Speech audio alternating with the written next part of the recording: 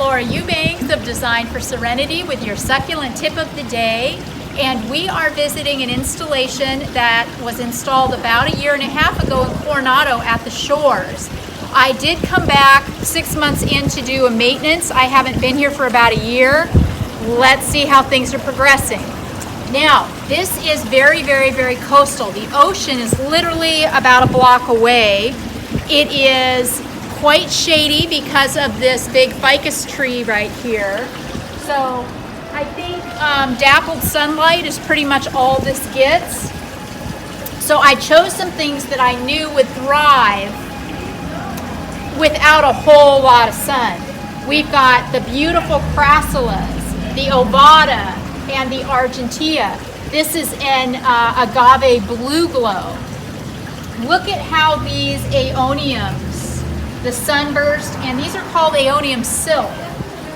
How beautiful these look intermixed with the crassula ovada.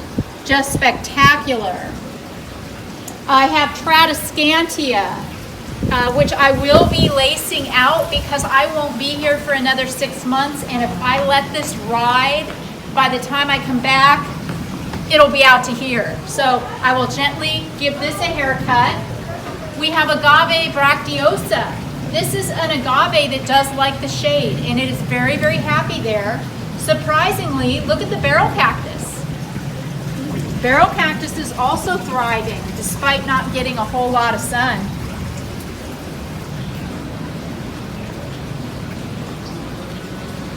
All of my foundation plants and aloes look amazing. My Montrose look superb. The only problem areas here are the little tapestry areas, you know, the little graptosedums and petalums. No big deal. I'm going to replace these with some fresh plants. The Luciers have run amok. Interesting. Look, now you can see here that this one's getting ready to bloom.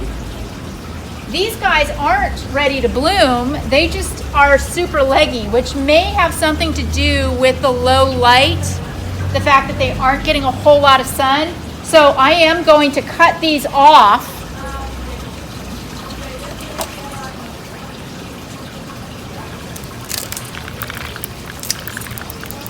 About to here. Then I'm going to dig this plant out, and then I'm going to reset this pretty top part down on top of the rocks so that we can bring this to heal. Look at the aeonium kiwi. Just spectacular. There is not a mark on these. They're beautiful and ever so happy. So all in all, I'm ecstatic with this installation. There's very little that I need to do. So let's jump in, shall we?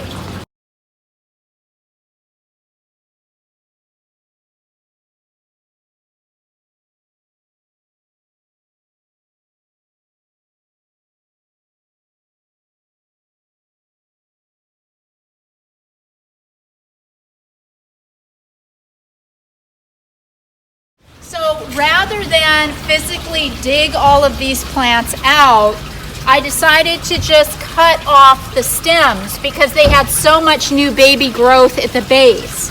Then I can take these pretty top pieces that have not bloomed yet and anchor them in the ground to cover up those gnarly looking stems. Just scratch up the soil. And like I always say, if your succulent stands up, you've done your job. And remember, when you live in San Diego like I do, we can do this any time of the year. If you live in challenging areas where you're anticipating a lot of rain or freezing temperatures, this is better done in the spring. So you can see how leggy some of these little sedums and graptos have gotten over the year. Not loving this look, but the rosettes are viable, so I will preserve those and I will use them in other places.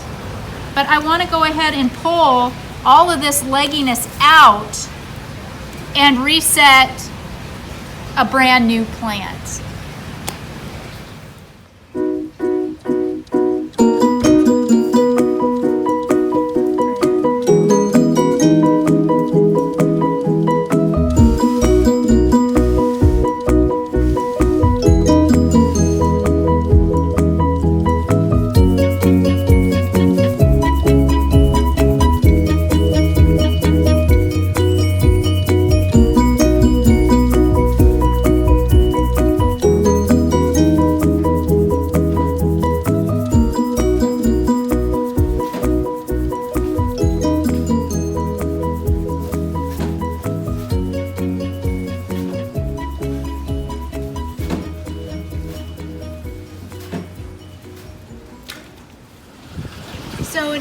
quick amount of time, we were able to tighten up this stand of Kalanchoe Lucier.